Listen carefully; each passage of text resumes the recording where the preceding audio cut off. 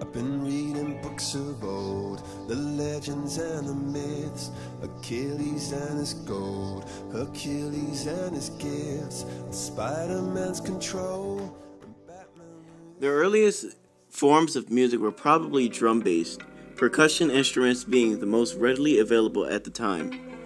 Rocks, sticks, whatever they could find to make simple music. The simplest of simple instruments are thought to have been used in religious ceremonies as representations of animals. There was no notation or writing of this kind of music, and its sound can only be extrapolated from the music of South American Indians and African natives who still adhere to some of the ancient religious practices. As for the more advanced instruments, their evolution was slow and steady. It is known that by 4000 BCE, the Egyptians had created harps and flutes, and by 3500 BCE, lyrics and double-reeded clarinets have been developed. Opera derived from synchronized music mixed with vocal prowess. This all came about in the late 16th century. No one knows the originator of opera, but historians speculate it was evolved when a woman began singing by herself and a group of instrumentalists began to play their instruments. Its popularity was in high demand during the 17th and 18th century. Opera speaks for itself, once said by Mozart himself.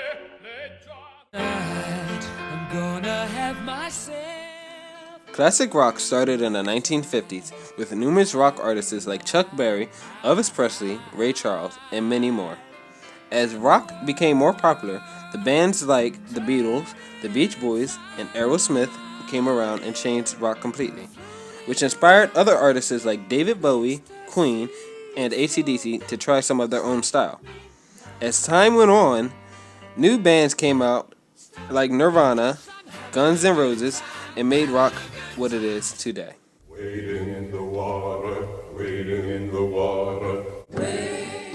The story of the Negro spirituals is closely linked to the history of African Americans, with its 3 milestones. All the first Africans who arrived in the New World were slaves. They came from several regions from the African West Coast. Their ways of living were described by slaves themselves. In some narratives, they had to work either in plantations or in town. So in rural areas, spirituals were sung, mainly outside of churches. In cities, about 1850, the Protestant city revival movement created a new song genre, which was popular for revival meetings organized by this movement. Temporary tents were erected in stadiums where the attendants could sing. At church, hymns and psalms were sung during services. Some of them were transformed into songs of a typical African American form. The lyrics of Negro spirituals were tightly linked with the lives of their authors, slaves. While work songs dealt only with their daily life, spirituals were inspired by the message of Jesus Christ and his good news of the Bible. Many people believe that pop started in the 1950s, but no. It actually started in the 1920s. Pop was one of the genres that everyone could relate to and get along with. Pop music in the 1920s was the beginning of new dances and later on inspired different genres. By the 1980s is where the king of pop was born. Everyone loved him. It didn't matter if you were black or white. He brought different meaning to pop. Michael Jackson was truly a unique artist. Even the fact that one of his albums, actually Thriller, made it into the Grammy Hall of Fame.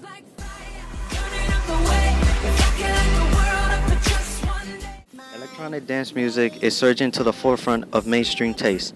If you have turned on the radio, watched TV, or attended a music festival in the last several years, you have likely noticed DJs and producers flooding the market. Acts like Skrillex, Deadmau5, and David Guetta have emerged from the EDM movement and achieved international popularity at an unprecedented level. EDM has only recently stepped into the spotlight. The genre, however, is hardly young.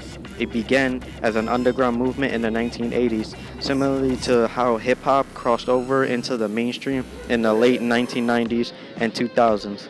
EDM is now coming of age in a big way.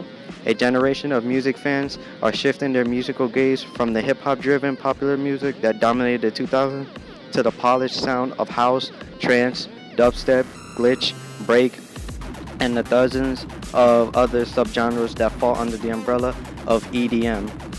The rise of EDM has influenced pop music itself, and increasing numbers of stars are turning towards electro beats to fuel their hits. Producers David Guetta, a pioneer in the practice of marrying EDM to pop, cultivated in mainstream success by collaborating with stars including Nicki Minaj, Akon, Kid Cudi, and Fergie. Beyonce's 2011 Run the World Girls samples heavily both from the Diplo project and Major Laser's Upon the Floor, and features writing by Diplo and Afrojack.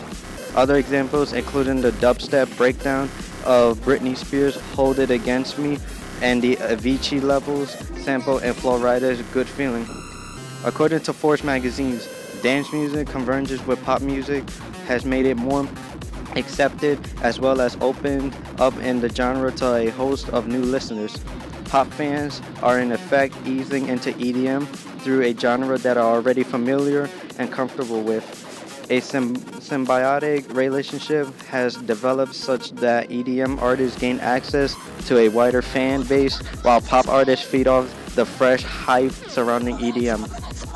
It is also important to note that the role of social media in catalyzing the growth of EDM for a genre so inherently tied to technology. The internet is a natural marketing platform. Tech-savvy producers and DJs unsurprisingly flourish in the online space. Danny Whittle, brand director of dance club Pacha Notes, our musical genre embraced the internet, all other genres fought it. As the digital music space continues to expand, EDM arguably harnesses the internet's potential more effectively than other genres. DJs were early adopters of the free music model, recognizing that their low cost of touring made live appearances the more ludicrous and revenue stream. As a result, they won the hearts of legions of fans that most likely would have pirated their music anyways.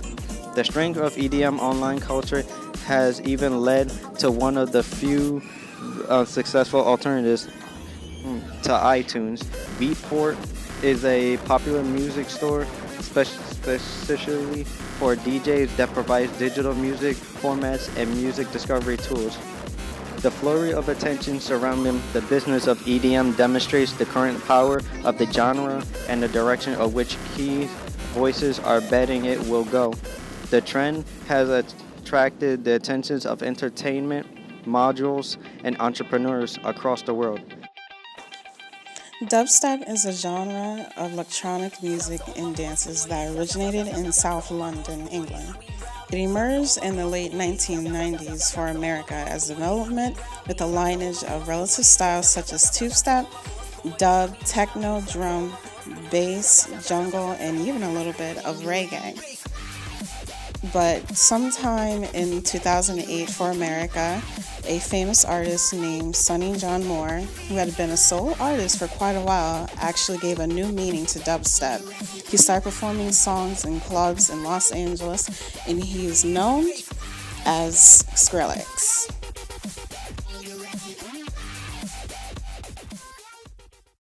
Rap differs from spoken word, poetry, and that is usually performed in time to a beat. Rapping is also used in Kwaito music, a genre that originated in Johannesburg, South Africa, and is composed of hip-hop elements.